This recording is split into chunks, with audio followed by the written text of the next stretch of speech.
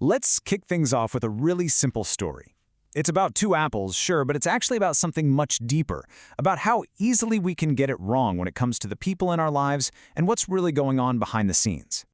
This question right here, it's really the heart of the whole thing. I mean, we see things happen all day long, but how often do we actually stop and think, hey, maybe my first impression isn't the full picture? It's so easy to forget.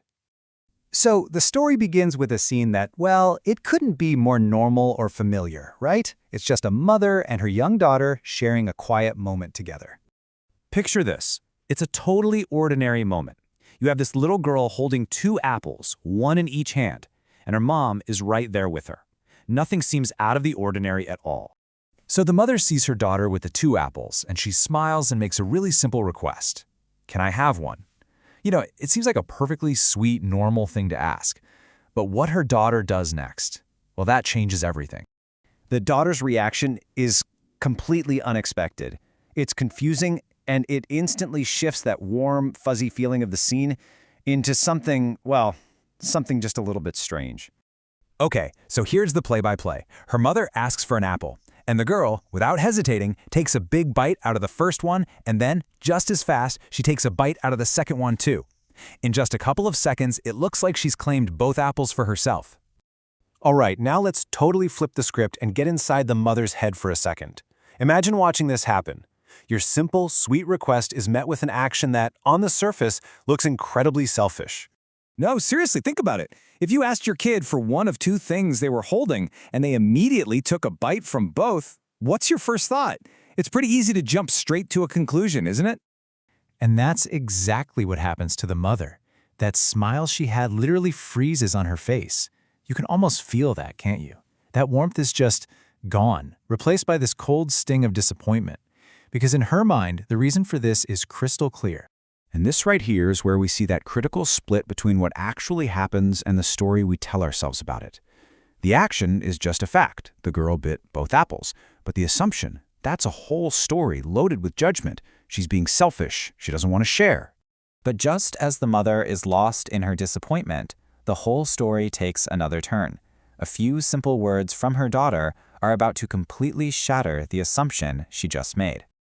The little girl holds out one of the bitten apples to her mom and says, "Here, this is the sweeter one." Wow, she wasn't trying to keep both for herself. She was trying to figure out which one was the absolute best so she could give that one to her mom. And just like that, poof, everything changes. The disappointment, the judgment, that frozen smile, it all just melts away. And what's left is this overwhelming feeling of love and, just understanding. She wasn't just seeing the action anymore. She was finally seeing the intention. So this is way more than just a cute story. It's a really powerful lesson about how dangerous our assumptions can be and how absolutely everything can change with just a little shift in perspective. Let's really break down what happened here. Look at this. You have two completely different realities happening in the exact same moment. From the mother's point of view, the action was pure greed, right? And the goal was to keep the best for herself.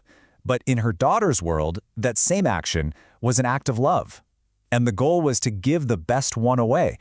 What the mother did, well, it has a name. It's called a snap judgment. And we all do it. It's when we make this hurried, premature conclusion about something or someone without really having all the facts. We see one little thing, and we write the whole story in our heads. So what does this all boil down to? What's the big lesson here? Well, first, it's a huge reminder to just try not to judge so quickly, because clearly actions can be totally misread. The real story, the intention, often matters so much more than what things look like on the surface. It's all about trying to understand before we just assume. At the end of the day, this story is just a beautiful little reminder about the power of the pause. That tiny little space between when something happens and when we form our judgment about it. If we can just insert a little pause in there, we give ourselves a chance to find understanding instead of just reacting. And that brings us to one final, maybe kind of challenging thought to leave you with. As you go about your day, think about this. Based on a quick judgment or a first impression, whose story are you misreading today?